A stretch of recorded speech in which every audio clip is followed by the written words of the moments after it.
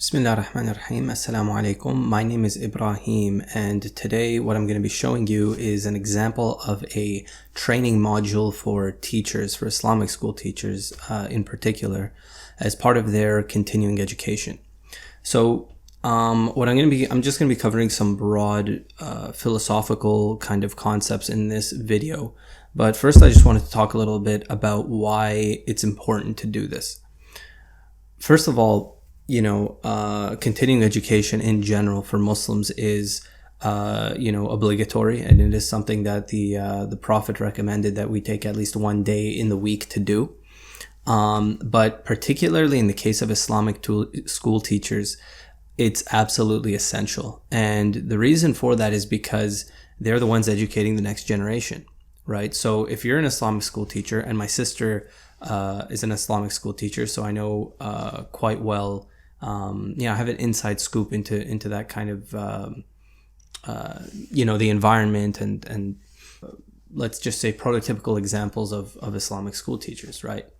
And, if you're an Islamic school teacher, then any kind of, let's say, error in your understanding, or not even error, but let's say limit, right? Let's say your understanding is here.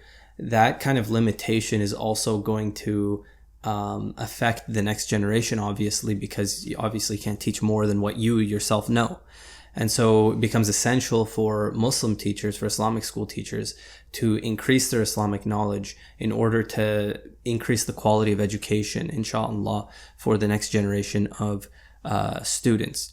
Now, there's something deeper than that. Okay, that's just kind of the superficial, tier one reason, but there's a much deeper reason, which is this. Sometimes, when my sister was teaching or planning, I would ask her, hey, why don't you insert kind of an Islamic perspective on X, Y, Z?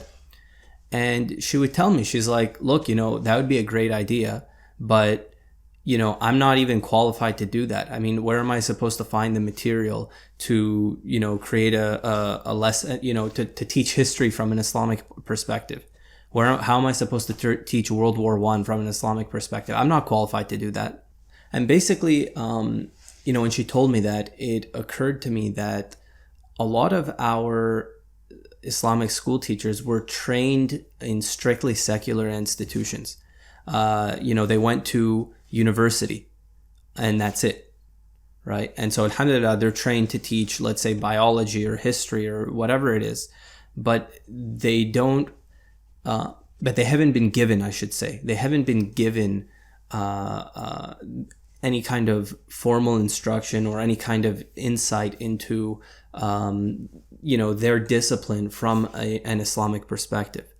And the reason why that is actually a bigger crisis of the Ummah, which is that basically all fields of knowledge have more or less become secularized, except for a very narrow field, which they still study in, let's say, traditional institutions in the Islamic world, things like fiqh, things like aqidah. You have a couple of subjects in which they're still, let's say, fully within the tradition. But a lot of other topics like physics, history to a lesser extent. Now there's been a revival. There's been, movements within the last 50 years, particularly 60 years, to really revive Islamic perspectives in different, what have become secular sciences. But there's no place, or there are very few places in the world today where you can go and study history from an Islamic point of view.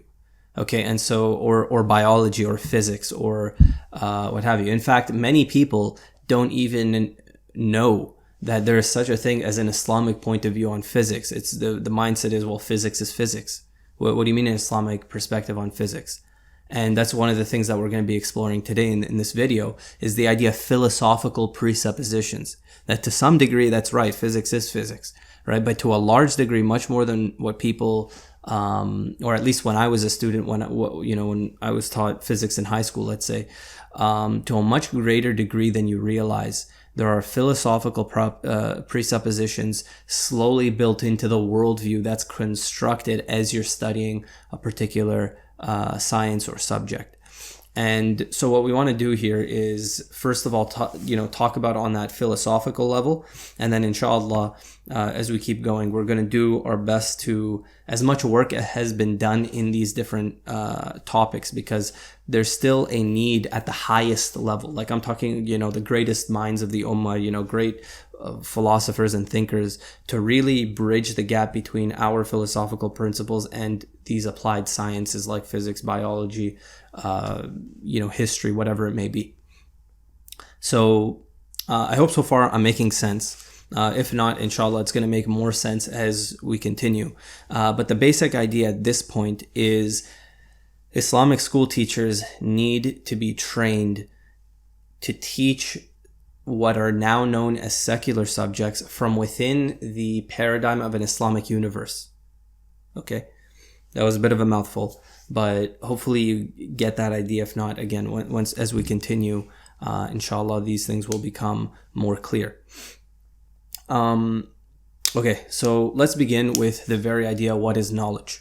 Because this is the essential separating point between, let's say, modernism and the Islamic world, or the Islamic philosophical perspective, I should say, and what has become the dominant philosophical perspective since the dawn of the modern period, around, let's say, 1500, 1600. Certainly by 1700, this was kind of the idea. Okay, so I'm going to go first from a secular point of view, what the idea of knowledge is here. And basically, if you have, let's say, okay, here's, the human mind, here's, consciousness, right? Basically, the modern idea is that you have, an idea here, right? This is like a little thought bubble, okay, of something, whatever it is. And if it corresponds to reality out here, right? If this is the same thing, then basically you have knowledge, and if it's justified, okay? So basically the world out here, right, as a whole, not a particular thing, but let's say the world as a whole here, okay, is very complex. In fact, it's nearly infinitely complex, right? We have an idea in our mind, right? But as you know, our ideas aren't always right. You learn this when you're a kid, right? And you think, you think one thing, but it turns out to be another. You think that, cups are always cold, right? But then you touch a hot cup of tea, and then you learn very quickly that what you think in your mind doesn't necessarily correspond to reality, and sometimes it can hurt, right? Likewise, sometimes you might think, after burning yourself, that, you got to be careful of all, cups, because they might be hot and they might burn you and they're dangerous. But then, of course, you discover that no, sometimes it's, you learn to distinguish between the two. But the idea here is that the idea that you have in your mind doesn't always correspond to reality, right? And if it does correspond to reality, this is the modern idea that, okay, now you have knowledge if it's justified, right? Meaning it doesn't just happen to be true, but you have a reason to think that it's true, whether it be experience or a logical argument or something like that, right?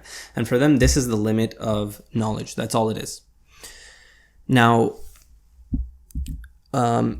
here's the issue, right? The world is a very complex place here. So what ends up happening is, in your mind, it's not just like one object that you have, but you have to have basically like an entire web, let's say, okay, of interrelated beliefs, and this is supposed to be like a complex web where like everything relates to everything else, kind of like a network or whatever. The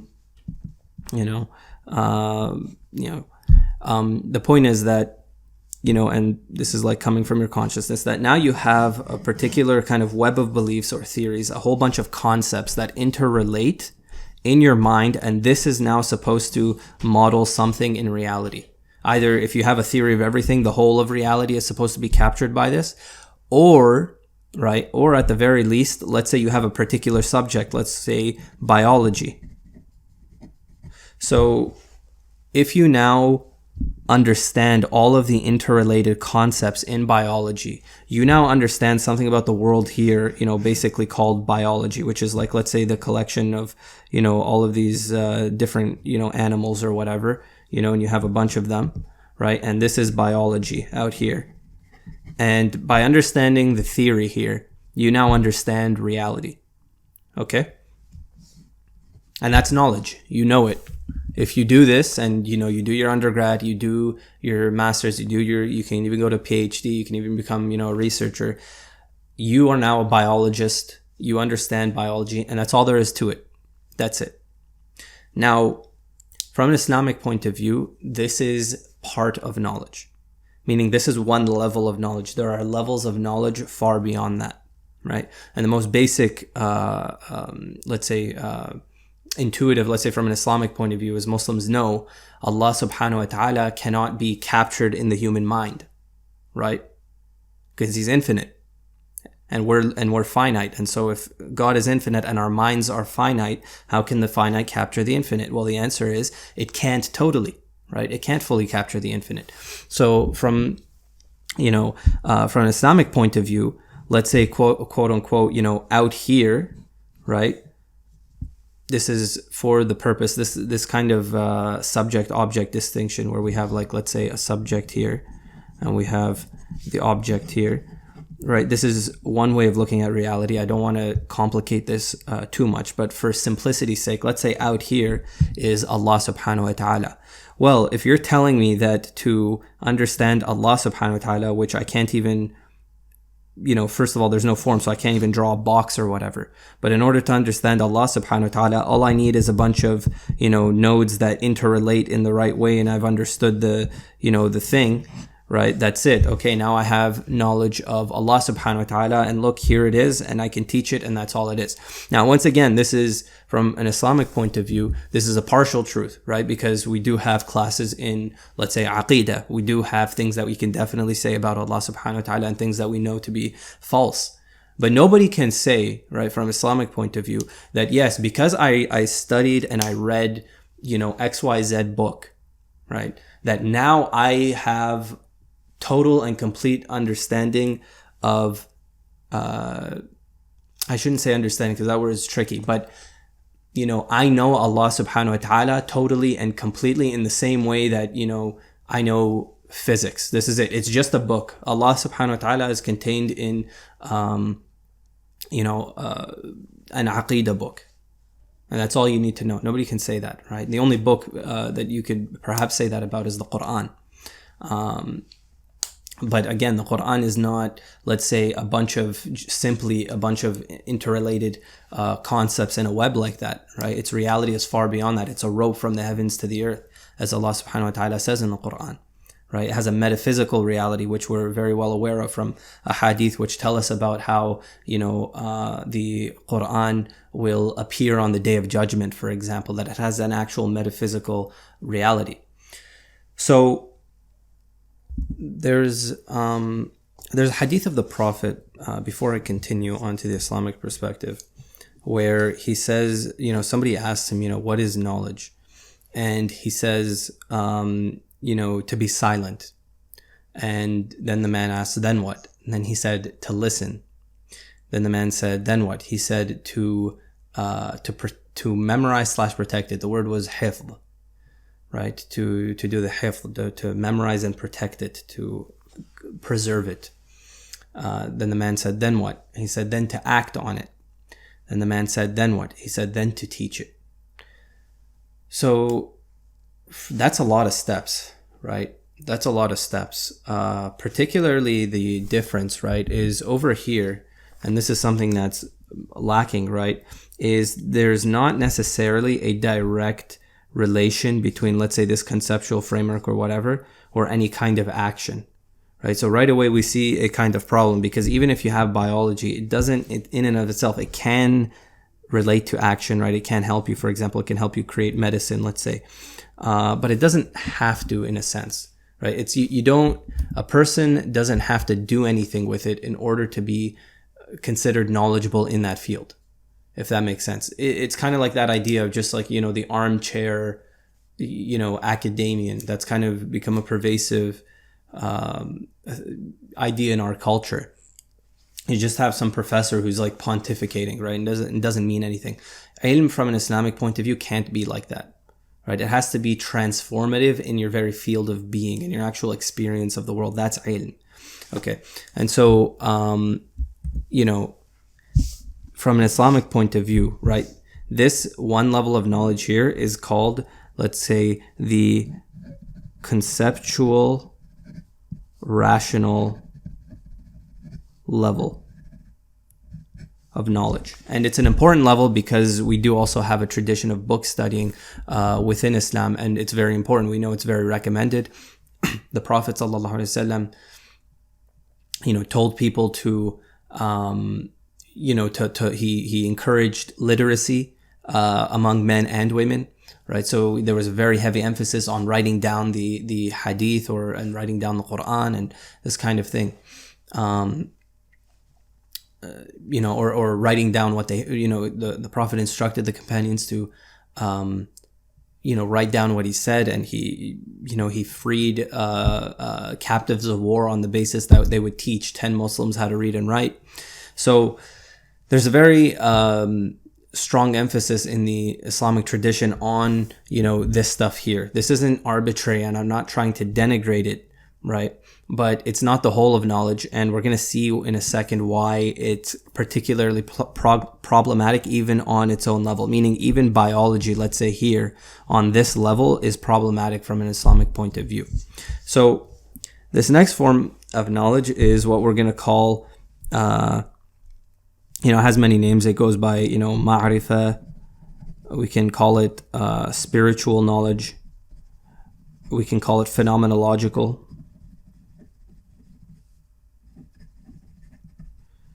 And basically, I want to give an example here. Okay, so here's your consciousness again. Imagine this is your field of kind of consciousness right here. And, you're looking outside a window and you see like a tree or whatever it is, right? So imagine, right, at that moment, you get hungry, right? And there's this thing that like invades into your being called hunger, and you feel it, right? You feel it and it's immediate, right? It kind of, permeates the kind of your field of consciousness here, right? Or, for example, pain, instead of hunger, let's say it was pain, right? And it really hurts, and it's, it's immediate, and it to be true almost, without any kind of concept here. It's not like you think of a concept pain and then it relates to something in the objective world. It's just you feel the pain, right? Now, there's also such a thing as the concept of hunger or the concept of pain. Like over here, you could think of hunger and you can think of, pain.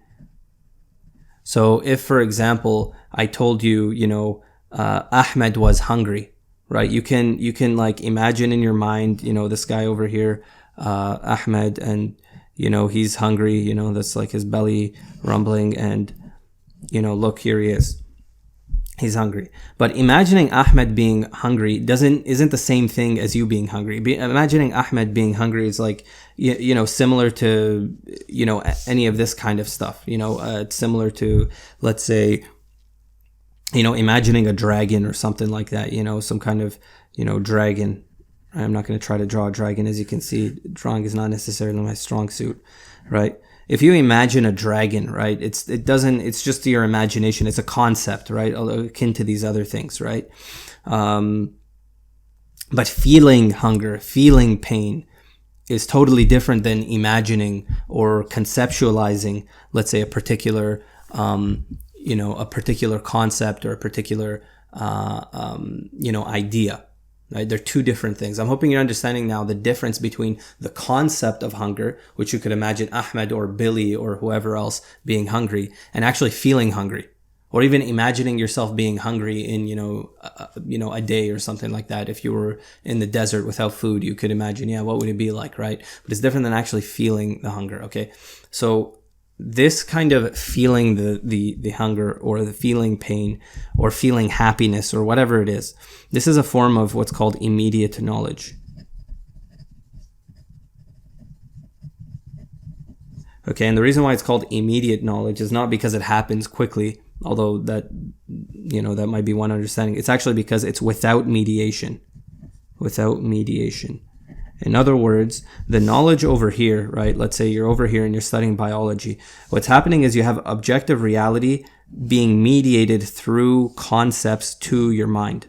Does that make sense? Here's the kind of cycle. And the way that you know the objective world is through the mediation of this concept, and there you go.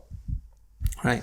Whereas in this form of knowing, right, it's not outside, quote unquote, right? It's immediately present to you. This is why it's also called knowledge by presence. That's another name for it. Knowledge by presence. Okay? Now, here's the thing. I gave the example of pain and hunger, but there's another kind of, imagine your consciousness here. There's another kind of thing which can, fill your being, so to speak, which is the light of Iman.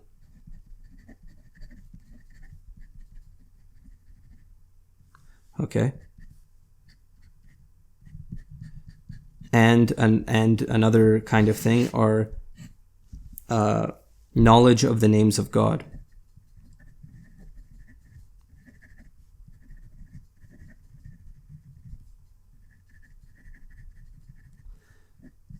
Right? That kind of radiate throughout your entire being. These kinds of things like hunger, pain, these are all functions of the lower nafs, your lower soul. These are things that they'll tell you in order to help you survive, because they're necessary, right? But from an Islamic point of view, this isn't, obviously the goal. Although once again, knowledge of your own hunger is a kind of knowledge, but it's at a very low level. From an Islamic point of view, what's really the jewel here, right, is the light of Iman, which is a kind of knowledge. So this kind of light of Iman, or the knowledge of the names of Allah, and once again, you can have even knowledge of one name at a time, or two, or three, or however many. These transform, first of all, they're acquired by actions, by following the Sharia, both in its legal and its spiritual perspectives. If you act upon these aspects of the the Sharia, you will increase, because this is also not just one thing, it's degrees. In the same way you could be like a little hungry or a lot hungry, you have like this idea of degrees, right? So as you act sincerely towards Allah subhanahu wa ta'ala, you will gain the light of Iman, and you will gain knowledge of particular names of Allah subhanahu wa ta'ala in accordance to your actions. So for example, let's say you have a lot of tawakkul, right? Right, there are certain names of Allah subhanahu wa ta'ala which will start to become recognized in your field of being, in your very consciousness, pertaining to, for example, His strength, al-qawi, His generosity. You'll start to recognize these names, al-wakil, the one that you do tawakkul upon, right? So this is just an example, and this is going to change your field of being, right? So this from an Islamic point of view, is really the jewel of knowledge. It's the reason why you go through the process of, learning, the dictates of the Sharia, the spiritual, doing that book learning, right? With all of the sciences and what have you. The goal of it is to transform your being, your very field of experience, to one in which Allah subhanahu wa ta'ala is now at the front and center.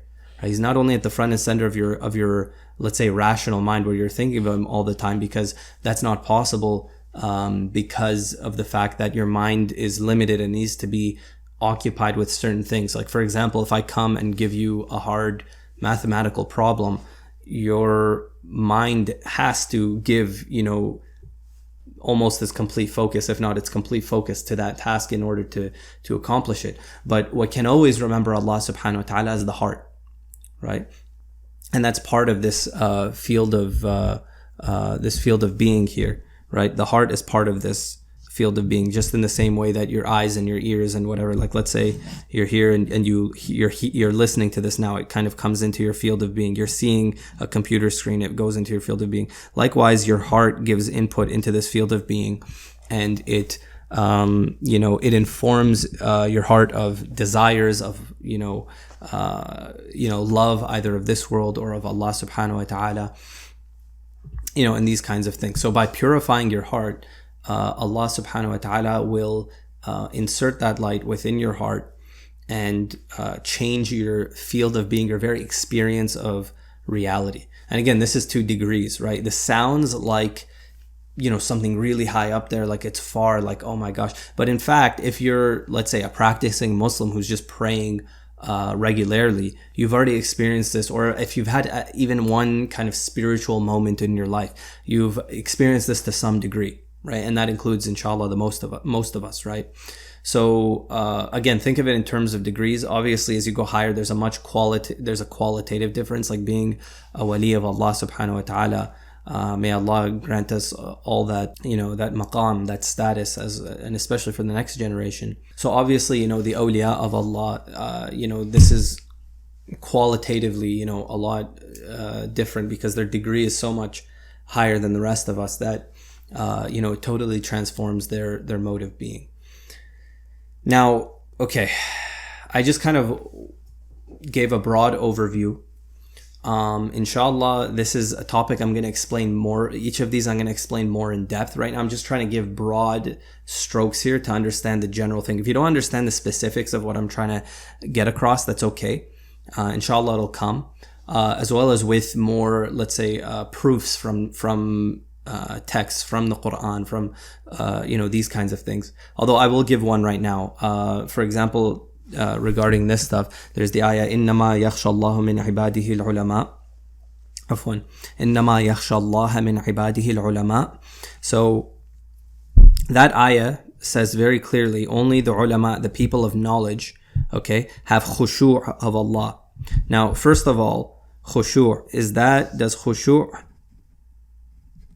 that's humility or kind of a reverential fear for Allah, does that fit over here? Is that a concept, right? Or is it a reality, like hunger, like pain, like light, like the light of iman, like, whatever else, love, happiness? Is it a form of, immediate knowledge, right? Or is it a form of mediate knowledge? Is it conceptual, rational? Or is it, a kind of ma'rifah, a kind of spiritual or phenomenological experience that occurs directly in your field of consciousness, right? Clearly, khushu' fits into this, right? Although once again, it can also be a concept, right? It can also be a concept, but fundamentally, a person who has khushu' is something that, permeates their entire field of being when they're standing in salah before Allah subhanahu wa ta'ala with khushu' in the heart. So Allah subhanahu wa ta'ala in the Quran says only, right? Innama, that connotes, exclusivity. Only the ulama have khushu' of Allah. Only people of knowledge have khushu' of Allah. That means, right, that somebody who, for example, an alim who's really good at this stuff, let's say the subject instead of biology is, let's say, I don't know, hadith sciences. And this guy can go through ilm al-rijal, and he can tell you, who's reliable and who's not, and whether or not this hadith is reliable and whether or not that hadith is reliable. And man, he could lecture for hours just about that, right? Well, okay. If at the end of the day he doesn't have khushu', if that made him arrogant, for example, then in fact, from a worldly point of view, he's an alim, right? Because we associate, ulama with people of knowledge who are studying in these traditional institutions, who are, teaching these kinds of subjects. But from a spiritual point of view, he's not an alim. In fact, he's a jahil, right? From a spiritual point of view, if that increased him in arrogance, he actually has no true knowledge, right? He has conceptual, rational knowledge. He doesn't have this ma'rifah, this spiritual knowledge, right? Conversely, if you have a person, right, who has barely studied, or let's say even an illiterate guy who, when I say study, I mean maybe he goes and he listens to a sheikh speak on the minbar or the Friday khutbah or whatever it is. But, very little that he understands, he applies. Right? He applies and he does it sincerely. He has a kind of sincerity in his heart. And as a result, Allah subhanahu wa ta'ala grants him that khushu', because that's a gift from Allah subhanahu wa ta'ala. He grants him the khushu'. He teaches him through whatever asbab Allah subhanahu wa ta'ala wills. And that, illiterate abd has, to his level of understanding, he has that khushu'. Well, that person, to the degree of their understanding, is considered an alim from a spiritual point of view, from a worldly point of view. And this is important because we also have to live in this world. He obviously is not considered an alim. You can't, start asking him, in-depth questions about, aqidah or whether a hadith is reliable or whatever. I mean, he's not meant for that. But from a spiritual point of view, he's an alim. Right? He's very much an alim. So that's just an example, a very strong proof of what I'm trying to say here. But inshallah, in the future videos, I will cover a lot more of, let's say, the textual evidence for this kind of approach that I'm giving now. But hopefully that one ayah, if you understood it, points out why, this in and of itself could not be knowledge according to that ayah. And obviously, the best, inshallah, the Ummah, the people who have the most of both, who understand a lot, book-wise, and then apply what they learn as according to the hadith of the Prophet that I mentioned earlier, and teach it to others, and so forth. And so they increase in khushu' more so than, let's say, the illiterate, the illiterate man. If you have a literate man who's, reading the text, who's reading the works of our great ulama, who's reading the hadith corpus, who's reading the Quran and applying its teachings, is obviously going to be much better by degrees than the illiterate man who is applying what he learns but doesn't have the ability to learn more due to his illiteracy. And when I say learn more, I mean at even the conceptual rational level, because that's the first step to transferring knowledge into that true knowledge of the heart. Right? So there are stages, right? As the Prophet said, you have to be silent, then you have to listen, then you have to, so there are stages, right? And, obviously if you're illiterate, that's going to cap you at a certain stage because you're unable to seek, knowledge through certain asbab, which Allah subhanahu wa ta'ala has laid out. Certain of the causes, going and studying formally is one of the ways in which that spiritual knowledge, enters the heart once the conceptual knowledge is acted upon. Right. So obviously the best are the people who both seek to learn, rationally, conceptually, and then also apply what they learn. And inshallah, if Allah wills, He will grant them that khushu', He will grant them that the light of iman, He will increase it for them. And their knowledge will kind of radiate, and totally transform their field of being, such that they're always remembering Allah subhanahu wa ta'ala. They're never forgetting Him in the heart, even if their mind is distracted with something. The heart is constantly doing dhikr of Allah. And these are the people who are the awliya. Okay, so what I've just covered is kind of a broad, once again, we're going to go more in depth, but for now, a broad overview of what is knowledge in Islam. But how does this relate to a biology teacher? Can't you just say, okay, well, that's all great and nice, but okay, I'm teaching biology here. What you're talking about is learning, the spiritual sciences. And so let the student go seek the spiritual sciences. What I'm doing here is unrelated, and they're two separate things, right? And so that's only if you view, these two things, these two levels of knowledge as being side by side and contradictory, like this, like one or the other. In fact, what you have is a tartib. You have levels, right? You have an ordering here of different levels of knowledge, right? So I won't go through all of these, but just the most important division, let's say, between knowledge is this kind of spiritual / metaphysical, and I mean this in its traditional sense, not the modern philosophical sense, and the kind of rational, conceptual level. Okay, so these are two different levels of knowledge, right? This one is the true knowledge or the goal, right? This one is a kind of knowledge, right? But they're not opposed. Okay, they're not in opposition to one another. They're only in opposition to one another if you try to flip this hierarchy and make this come on top. Then they're in opposition. But if you have a proper hierarchy here, what ends up happening is the spiritual metaphysical principles basically apply to the different domains of rational conceptual knowledge. Okay, so let's say here you have biology, you have history, you have whatever it is. Okay, this spiritual knowledge, okay, this metaphysical knowledge should permeate into each of these.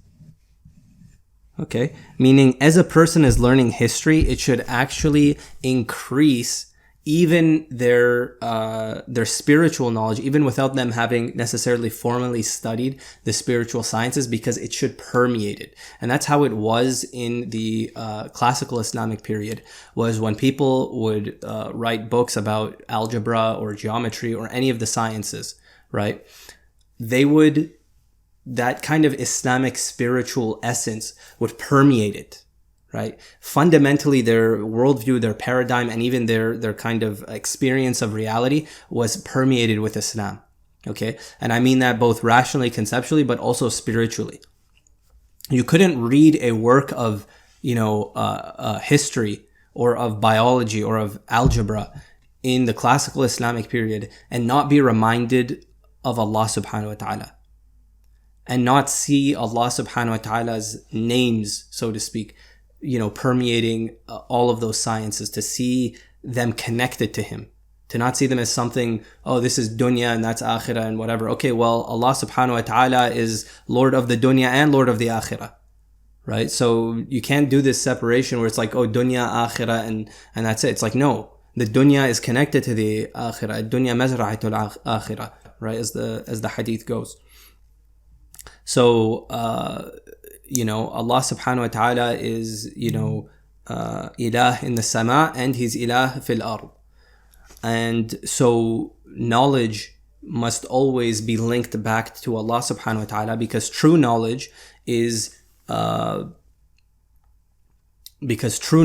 we said, is this spiritual knowledge, which is none other than knowledge of Allah subhanahu wa ta'ala, knowledge of His light. Right? And so that light has to now shine through. Okay. This is the project of the Islamization of knowledge.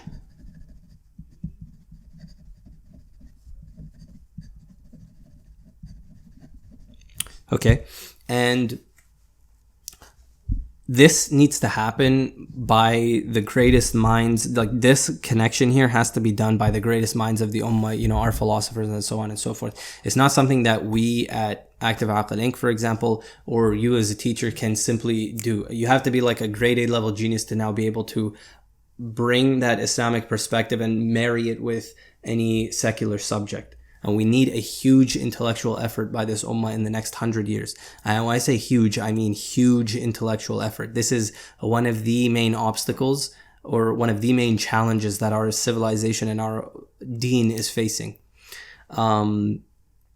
Nevertheless, what we can do, right, is we can take the work that's already been done and kind of make that teachable to the next generation. Meaning, okay, let's say, we don't have a fully through and through Islamic perspective on the history of the world, or the physics or whatever it is, right? Or economics, or in economics, we're doing a lot better though. There's been a lot of work done in economics, but depending on the subject, right? There's more or less work that has been done. And what we can do, is we can take the work that's been done and now make that teachable.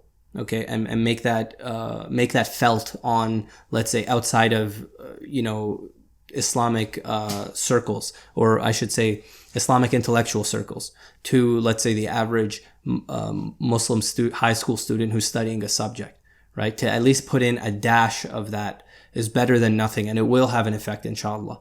It will have an effect, because at the very least they'll understand that there are things beyond the purely secular perspective, which is gonna be reinforced in university when all they're getting is pure, secular perspective hammered down. And by secular perspective, I simply mean these subjects without that spiritual connection, right? Basically, viewing this as independent onto itself. Okay, so that's the project that the ummah has to face. As the individual teacher, you're not obliged to tackle this on your own. Even we are unable to do that totally on our own. But again, we're going to take steps, and inshallah, we're going to set up the framework to, inshallah, produce in the next generation the people who will do that. Because if you as teachers understand what needs to be done and you're transferring that idea to your students, well, you know what? There's going to be some students in there that decide to make that their life goal, inshallah, right? And if we have, one or even a small group who decide, yeah, you know what, our life project is going to be to, Islamize, history or biology or whatever, and they make some progress and they make some inroads in that, inshallah, it's going to be felt throughout the ummah. So it's not insignificant. Now, there's one other thing I want to talk about today before letting you guys go, okay, which is the idea of philosophical presuppositions built into these rational conceptual frameworks, okay? So let's say you have, this framework of biology. So let's say you have this network, this kind of, idea of concepts and beliefs and understanding about biology, for example. The thing is, these kinds of webs of conceptual relations are almost, are unbelievably complex, right? Unbelievably complex. And in specifying your subject of biology, you're basically excluding a whole bunch of dots here, which are actually related here, right? And which are making their way, into this kind of network. Okay. But because you can only talk about so much at one time, you're going to specify biology. But really, all of this stuff is in the background, right? All of these beliefs are in the background and related.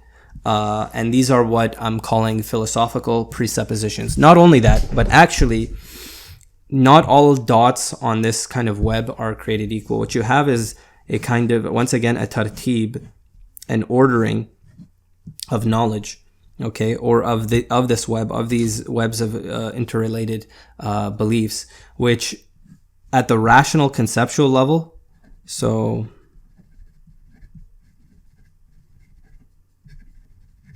at the rational conceptual level, the highest point here is philosophy. And this itself is actually going to be now a reflection of what's going on spiritually. So, for example, if you have spiritually, so for example, if you have a Muslim, this is the spiritual, metaphysical, what's going on there is sound, and so hence what's going to be produced on the rational conceptual level is going to be sound at the philosophical level, and then this is going to permeate down into the other sciences, which we're going to build in a second. What happens if you're spiritually, let's say you're spiritually not sound? Let's say, for example, your spirit is in rebellion to Allah subhanahu wa ta'ala. Your spirit is filled with resentment, with hatred for being, with hatred for creation, like, for example, shaitan. And the shayateen from mankind as well, who think creation is an awful thing and should be destroyed, for example. Or even that, who believe they're independent of Allah, right? These are all things that are happening on the phenomenological level, on the spiritual level, on this level, okay? Right? Instead of having khushu', what if you have, hatred and malice in your heart, right? Or arrogance. Or the idea that we're free from Allah, freedom, right? That we're not slaves, as khushu', where we believe that, this is intimately related to ubudiyya, right? Slavery to Allah. No, we're free instead, right? What's going to happen, okay, is when that stuff is going on spiritually, that is what's going to now inform a fundamental philosophical perspective or paradigm. Okay, if spiritually we're in love with the dunya, for example, hubb ad-dunya is another, thing there, phenomenological kind of experience or spiritual state that you can be in. If you're in love with the dunya, so if you're in love with this world and you have hubb ad-dunya in your heart, that's what's now going to inform your fundamental philosophical perspective, right? If you can't see the light spiritually, you're not going to see the light. Or the philosophy that you develop right, is not going to be one in which that light is necessarily included. In fact, more than likely, it's not going to be included. It's going to be excluded, right? And this is what happened in Western philosophy, okay, is you had a dunyawi philosophy. You had a dunyawi philosophy emerge, which then formed, let's say, in a set of, a web. The fundamental cluster here is a dunyawi philosophy, which then branches out, okay? And this isn't just an individual, this is now on a social level, which is then going to branch out into all the other different sciences that developed, right? The most important of which is physics, right? Which is another cluster you can think of, which are related. And this now branched out and formed chemistry. And this in turn informed biology. And this in turn now, informs psychology. And this in turn now informs, economics and politics, let's say, and these two are also related, politics. Okay. And it's also going to affect, all of these are going to affect history as well as physics, according to this fundamentally dunyawi paradigm. So I hope you guys can see all of that everything now becomes interrelated from this core cluster, which is actually now going to be related to each of these. Okay. And this core cluster is based now on a spiritual state of love for this world. Right? Love for dunya. Blindness to the akhirah. To the akhirah, or the ghaib, or or the light of Allah subhanahu wa ta'ala. Right? There's complete blindness to this perspective. So you now have this fundamental spiritual state giving rise to a core philosophical cluster here, okay, which,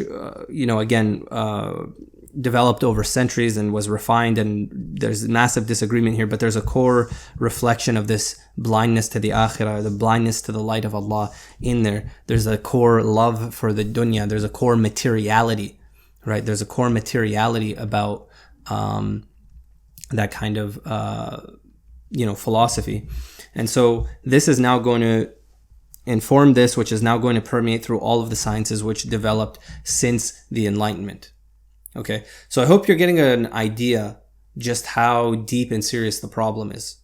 And how, by contrast, if you have a spirituality, right, which is based on love for Allah, which is based on knowledge of Allah, and that now informs your philosophical perspective, you're going to get a core cluster that is of rational concept of kind of a rational framework of concepts which reflect that basic spiritual inclination.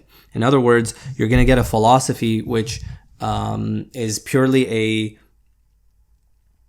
a reflection of devotion to Allah subhanahu wa ta'ala. It's going to be a philosophy which incites humility. It's going to be a philosophy which gives a worldview in which Allah subhanahu wa ta'ala is front and center, right? That's the kind of philosophical worldview that you're going to get.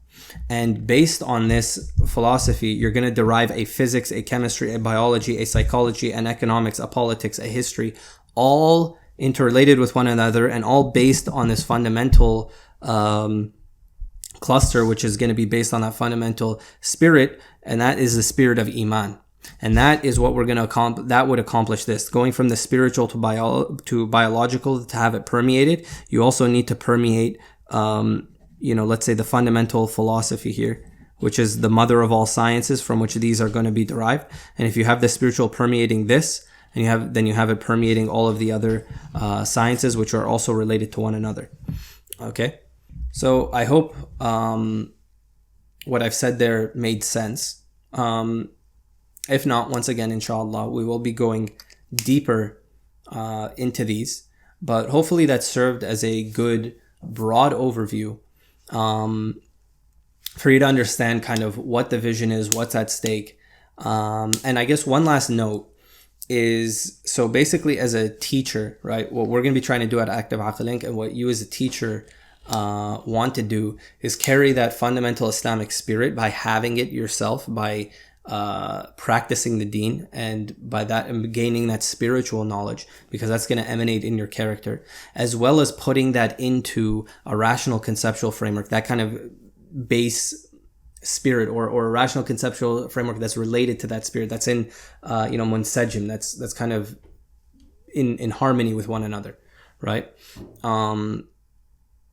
And to now permeate that down to the average level. So for example, a student studying physics from a secular perspective, what they're going to understand is, okay, we have Allah subhanahu wa ta'ala, and he's, that's the religious stuff. And then we have physics, which is the, non-religious stuff. And they're both kinds of forms of knowledge, and they're just different subjects, right? This is the common understanding now. If they learn physics with those philosophical presuppositions, which are based on an essential imani spirit, right, going forward in a proper hierarchy, what they're going to understand is, okay, physics doesn't tell you what reality is about. Physics is one perspective on reality. It's one level of reality. It's related to philosophy. It's related to and philosophy itself, as well as physics, are both related to Allah subhanahu wa ta'ala. And so they're going to get a completely different understanding of physics. They're going to get a completely different experience in their education. And how we're going to do that for the individual subjects, once again, that would have to wait for other videos, right? In which, inshallah, we'll be producing that kind of material to train, let's say, a physics teacher, as well as producing kind of worksheets and aids to help them to be able to do that to the extent possible right now. Okay, it's not possible to the fullest extent because the Islamic world hasn't seen, a Muslim Newton, basically, right? We need a Muslim Newton to be able to fully do this, right? But what we can do is prepare the grounds. What we can do is make, steps in the right direction. And that's hopefully what we're going to be doing. Okay. So hopefully this wasn't too confusing. I know it's a lot to take in. I know I kind of went over some aspects rather quickly. I know my writing is messy, but inshallah it made sense. And yeah, you can leave us a comment and let us know what you think. Let us know what you'd like us to concentrate more on. If you didn't understand something, you can also let us know. But this is just a sample of, like, let's say module 1 of what we would, to give you a broad overview, and then we would go in depth into each of these kinds of things that I've mentioned here, and then in depth into each subject to the degree possible right now, and help to do what we can, inshallah, to have that fundamental spirit of iman built into all of our Islamic subjects. Okay, I hope you guys enjoyed that. Walhamdulillahi Rabbil Alameen.